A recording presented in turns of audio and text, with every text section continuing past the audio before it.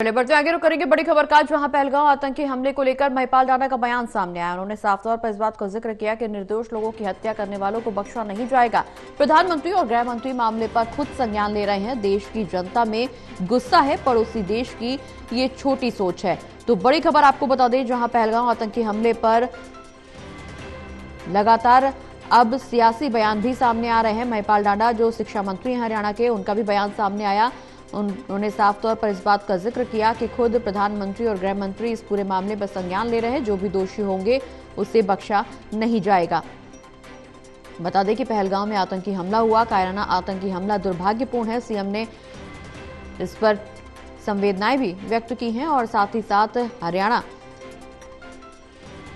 को जो जवान शहीद हुआ उसके बाद परिजनों को सांत्वना देते हुए भी नजर आए। वीडियो कॉल के जरिए बातचीत भी की। पहलगांव आतंकी हमले में हरियाणा के विनय की मौत हुई है और इस दौरान करनाल के रहने वाले हैं विनय, जिनके परिवार में मातम पसरा हुआ है। मुख्यमंत्री नायब सिंह सैनी ने उनके परिजनों से बातचीत की है और उनको सांत्वना देने की कोशिश वीडियो कॉल के माध्यम से जरूर की गई, लेकिन जो क्षति परिवार वालों को पहुंची है वो निश्चित रूप से अपूर्णीय क्षति। और अब इस पूरे मामले पर खुद प्रधानमंत्री नरेंद्र मोदी और गृह मंत्री अमित शाह नजर बनाए हुए हैं। लगातार अपडेट पीएम की तरफ से ली जा रही है।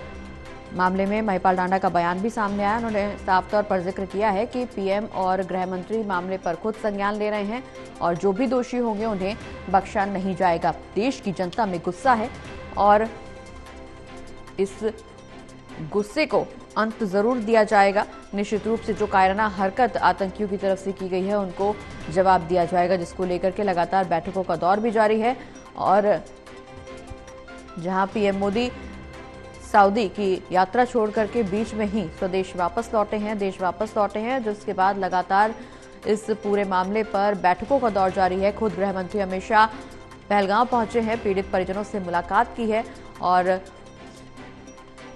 तमाम लोगों को श्रद्धांजलि भी अर्पित की जिन्होंने अपनी जान गंवाई। इस हमले में 28 लोगों की मौत हुई है। गृह मंत्री अमित शाह ने उन सभी लोगों को, मृतकों को श्रद्धांजलि दी है। इसके बाद पीड़ित परिजनों से मुलाकात भी की है, साथ ही साथ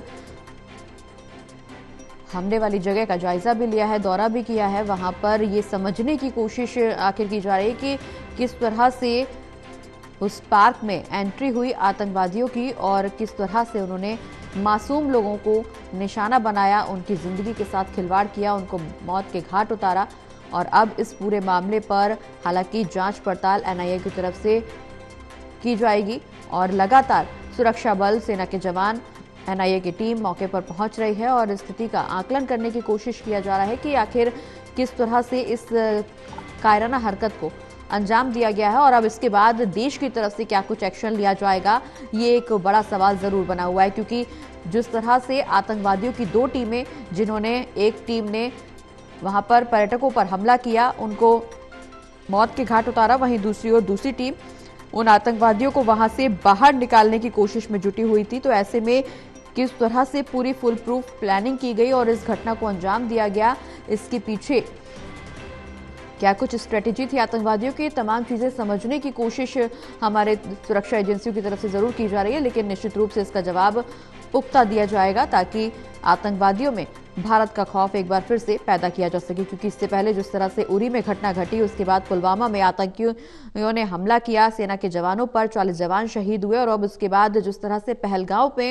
ये पर्यटकों के ऊपर हमला किया गया, पर्यटकों को निशाना बनाया गया, निश्चित रूप से ये कायराना हरकत। और कहा यह भी जा रहा है, इस तरह की भी सूत्रों के हवाले से खबर निकल करके सामने आ रही कि जो आतंकवादी थे उनकी ट्रेनिंग पाकिस्तान में हुई है। तो निश्चित रूप से पाकिस्तान के लिए भी देशवासियों का गुस्सा अब चरम पर देखने को मिल रहा है। हालांकि पूरे मामले में प्रधानमंत्री नरेंद्र मोदी और गृह मंत्री अमित शाह खुद पूरे मामले में नजर बनाए हुए लगातार अपडेट ले रहे हैं। बैठकों का दौर भी शुरू हो गया है, लेकिन अब वक्त है एक्शन का कि किस तरह से एक्शन सरकार की तरफ से लिया जाएगा। भारत सरकार इस पूरे मामले पर क्या एक्शन लेती है और किस तरह से आतंकवादियों को मुंह तोड़ जवाब दिया जाएगा, ये सवाल देश के हर एक व्यक्ति की तरफ से पूछा जा रहा है सरकार से, क्योंकि इतना गुस्सा लोगों में नजर आ रहा है कि पर्यटकों को निशाना बनाया गया, पर्यटकों से उनका धर्म पूछकर उनको मौत के घाट उतारा गया। ये एक अपने आप में बड़ा सवाल कि क्या आतंकवादियों का, क्या आतंक का कोई धर्म भी होता है।